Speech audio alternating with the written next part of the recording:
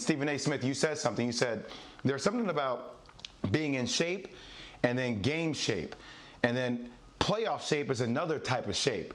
And I think a lot of this, a lot of people talked about or conflated that when Kevin came out and said that, yeah, he wants to play somewhat to some degree in USA Basketball. But think about how USA Basketball would have been done if you're coming in July, August. You come in, you work out daily with your teammates, but you can take some time off here and there if you get sore.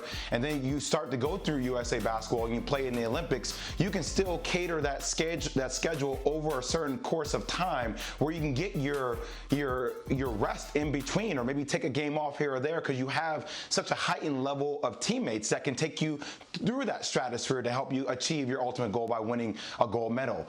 The problem is if you try to come back and let's say for some reason, even if you do have 2.5 weeks to train in training camp, but then say we're talking about end of July or August when the NBA season is able to kick off, even if they are able to play through Labor Day like the CEO of the Magic said, right?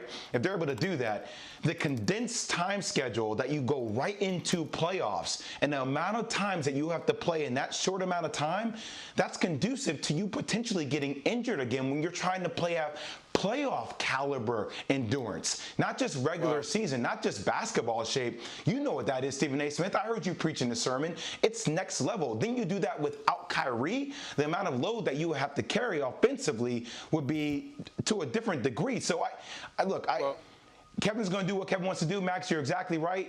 But as a friend, if you're talking to him, it makes more sense to come back next season, even if that is in December, when you can ease and ramp up over time to get your body ready for the playoffs than just coming back into the playoffs. You guys are both correct. Well, we all know that.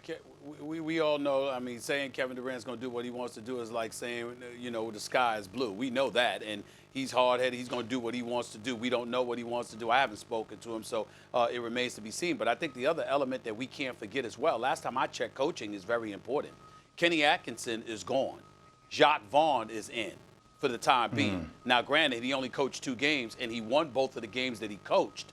But nevertheless, Kenny Atkinson had been there for years coaching this team. So there is a culture, there is a system, all of those things getting in place. Now, I don't think that Kevin Durant and Kyrie and others were the biggest fans of Kenny Atkinson. Even though I respect them, I do believe that Sean Marks made the right decision. And there does need to be a new coach for the Brooklyn Nets. We might have interviewed him on this show yesterday, and Mark Jackson or Tom Thibodeau, who's going to be on the show later on. The list goes on and on.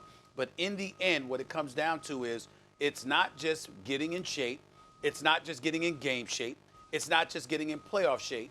It's also adapting yourself to a culture, ingratiating yourself on the court, that is, with your teammates, and adjusting to a coach, a new coach, at least for the time being, that all of these guys are also adjusting to at this particular moment in time. It's just too much for Kevin Durant to take on.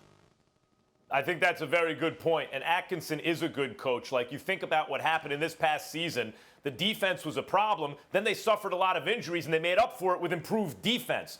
That's good coaching and good hustle by the players and everything. And even a guy like DeAndre Jordan, by the way, and you think of him as past his prime, he's kind of a throw-in in a trade or a signing. DeAndre Jordan's playing like barely over 20 minutes a game, grabbing 10 boards. 10 boards a game in like 20 minutes. He's grabbing a board every other minute. They have a good crew there, and they have a chance to do something special. And, Jay, as I've said, if Kevin Durant's even 80% of what he was, because this is not joining a 73-win team, if Kevin Durant's 80% of what he was and wins a championship in Brooklyn, he will have proved his greatness in the upper stratosphere of the all-time greats in a way he simply hasn't to this point. Now that he's not maybe as good as he's ever been, he has a chance to be greater than ever. I would not jeopardize that right now. I would wait till next season. Stephen A. Smith, you gonna get some courtside seats with me at the Nets game? You gonna become a season ticket holder? Can we transition you? Can we transition you? Jay Williams, if you've done your homework, which I know you have done, you'll know I don't sit down during games. I'm constantly on the move, moving around the arena. I don't sit down during games. Thanks for watching ESPN on YouTube. For live streaming, sports, and premium content, subscribe to ESPN+.